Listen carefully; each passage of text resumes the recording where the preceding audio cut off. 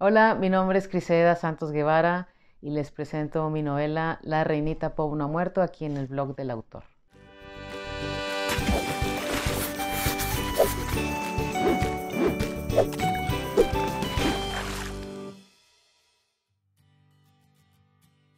La Reinita Pop no ha muerto trata de la historia de Lupe. Es un personaje que está entre fronteras, una frontera generacional. Está entre entender y no entender las reglas del juego de cómo relacionarse, entender y no entender eh, el las nuevas tecnologías y entender y no entender eh, pues las cuestiones sociales que pasan en su entorno, que es Monterrey. Creo que la cuestión importante aquí es cómo a través de la cultura pop un personaje como Guadalupe trata de encontrar su lugar en el mundo. Eh, ella, bueno, el presente de esta novela es el 2010, 11, 12 por ahí, que es cuando empiezan las conversaciones para los derechos de personas LGBTIQ. Y toda la conversación, todo el debate, todo el diálogo que se dio alrededor fue como muy mediático, como si fuera un show, ¿no? Y por eso es una estructura de talk show y apelando un poco a estas fórmulas de la televisión y ahorita de las redes sociales, que parece que pues se puede hacer ahí, como dicen los más jóvenes que yo, funear o cancelar o hacer este tipo de cosas, ¿no? Ese es el espíritu un poco de ver cómo nos prestamos a enjuiciar y cómo de pronto somos enjuiciados en estas redes sociales. No me interesa el tema de la cancelación per se, tanto como ver cómo eh, nos produce mucho placer el morbo de estar viendo las vidas ajenas y de estar viendo cosas muy dramáticas como, pues en este caso, la violencia. Se estaba recrudeciendo la violencia de Monterrey en ese momento. Y parece que estas plataformas nos distancian un poco, eh, como si lleváramos a un extremo el hecho de reírnos de nosotros mismos y de pronto nada más nos estamos riendo y dejamos un poco de fuera o dejamos un poco atrás pues estas cosas que son un poco más profundas.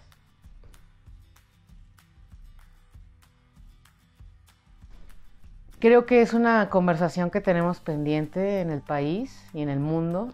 Eh, son temas que urgen y deben de estar ya en la mesa porque pues no es posible que todavía ya muy entrado el siglo XXI nos estemos eh, enfrentando a este tipo de situaciones como que quiénes somos más ciudadanos que otros, quiénes tenemos más derechos que otros, y esto incluye a las mujeres, incluye a los gays, a las lesbianas, a personas no heterosexuales, y creo que es un momento incluso estático en el que parece que han pasado muchas cosas y hay muchos avances, pero a la vez pareciera que estamos en la casilla de inicio del siglo pasado, ¿no? El reto principal, me podría decir que es incorporar todas las referencias de la cultura pop que pertenecen a una generación un poco más con referentes mucho más definidos porque había menos opciones. Me refiero a que durante mi niñez, pues la mayor cantidad de niños o la mayoría de los niños veíamos ciertos programas y escuchábamos ciertas canciones en el radio y solamente teníamos acceso a la música a través de pues el disco o el radio. Eh, y ahorita poner en conversación eso con numerosas plataformas que ya los referentes culturales no son tan absolutos porque dependen de pues, el streaming o dependen de en qué mundo deseamos relacionarnos o inclinarnos o explorar. Ese fue uno de los retos más grandes, como que tratar de escoger qué programas, qué canciones, qué referencias a un pasado cultural común podían funcionar para la mayor cantidad de lectores y lectoras. Pues sí hay algo de nostalgia, sí hay algo de revisión, sí hay algo de incluso de quedarse un poco atrapado, atrapada, que es Lupe, ¿no? En esta transición entre una forma de hacer las cosas y la actualidad. Pero yo creo que es un personaje puente que sí, que es muy nostálgico de cierta manera, pero el mismo espíritu es seguir adelante y seguir conversando y seguir como apuntando o encontrando equivalencias. Primero escribí un cuento que fue la historia entre Lupe y el otro personaje que se llama Inés. Una historia de amor normal, bueno, normal, común y corriente, más bien una historia de desamor.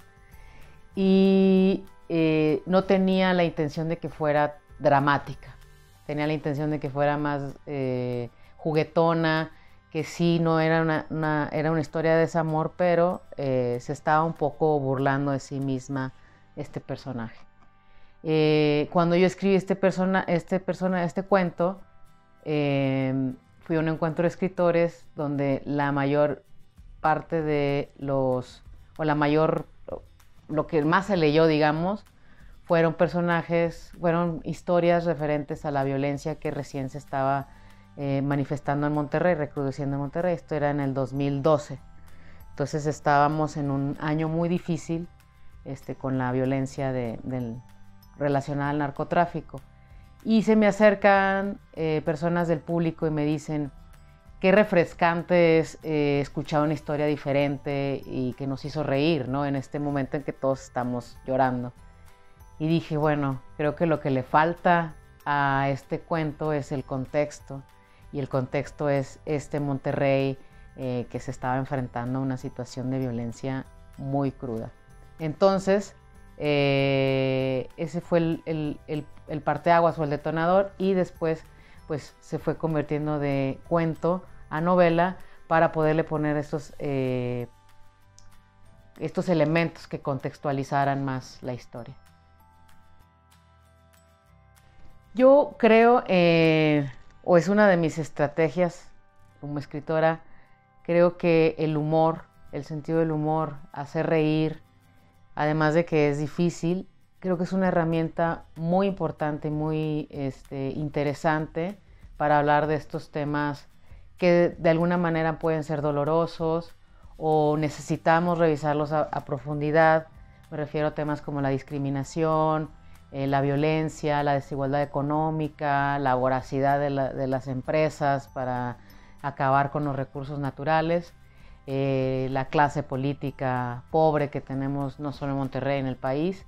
Creo que el humor es una muy buena estrategia para provocar reflexiones, para entrar a la conversación, al debate que se necesita tener para seguir pues creando una sociedad más armónica. Y eso es yo lo que creo que pues más bien es mi apuesta, que cuando el lector o la lectora se ría, le quede además un momento de reflexión de, caray, ¿por qué me estoy riendo de esto? Si hay algo más profundo abajo.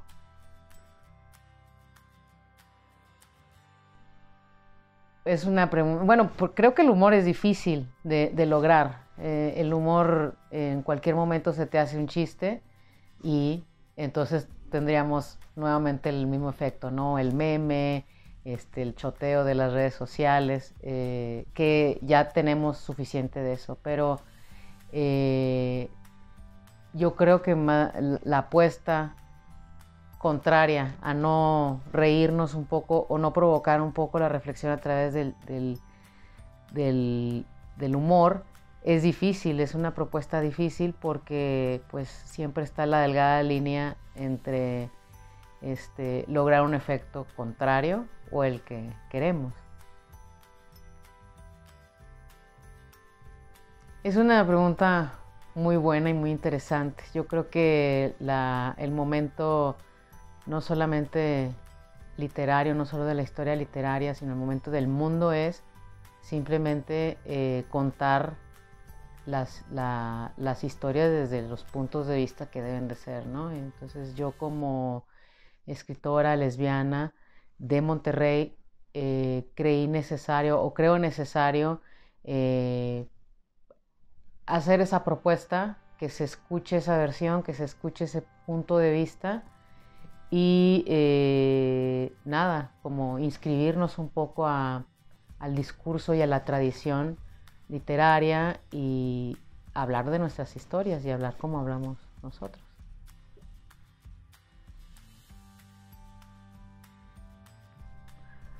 Pues aquí estamos, ¿no? Simplemente voltear a ver lo que están produciendo las mujeres, no solamente en cuestión cultural, sino en cuestión política, en cuestión ecológica. Creo que la aportación de las mujeres ha estado relegada, no digo años, siglos, y creo que es un momento propicio para voltear a ver, o sea, siempre han estado ahí, hay que darles su justo valor y pues entender las propuestas de las mujeres como una propuesta de tú a tú, ¿no? Es una propuesta de percepción del mundo, de apreciación del mundo, de organización del mundo. Todas,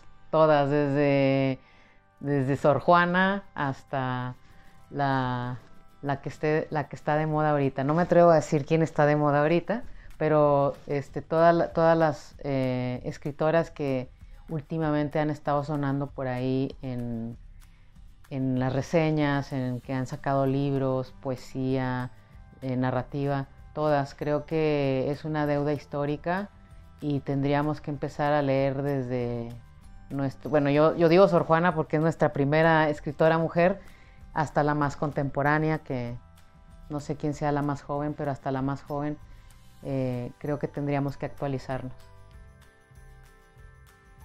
Pues yo estoy leyendo poesía, digo, me gusta mucho la narrativa, pero yo soy como una especie de poeta de closet.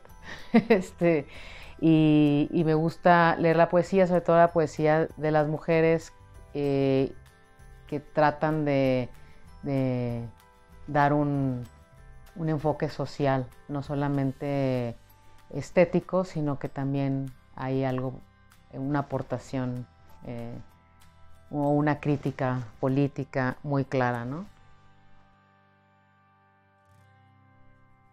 Pues no recuerdo mucho la anécdota de cuando la estaba escribiendo.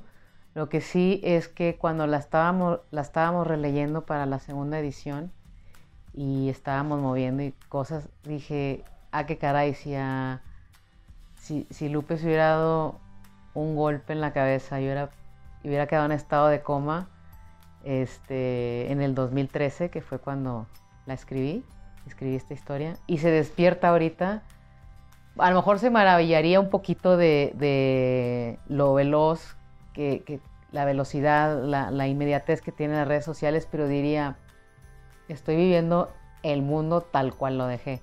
Y eso sí fue como muy, no sé, me movió un poco decir, bueno, Lupe está todavía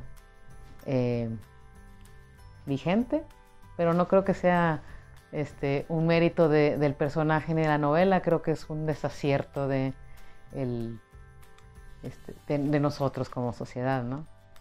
Pues nada, que se acerquen a la Reinita Pom no ha muerto, lo disfruten, escuchen. Ahí hay un listado de canciones, que las escuchen para completar más la dimensión del personaje, y pues que sigan leyendo mujeres, y mujeres de diferentes partes, de diferentes países, diferentes ciudades, con diferentes orientaciones sexuales, con diferentes orientaciones políticas.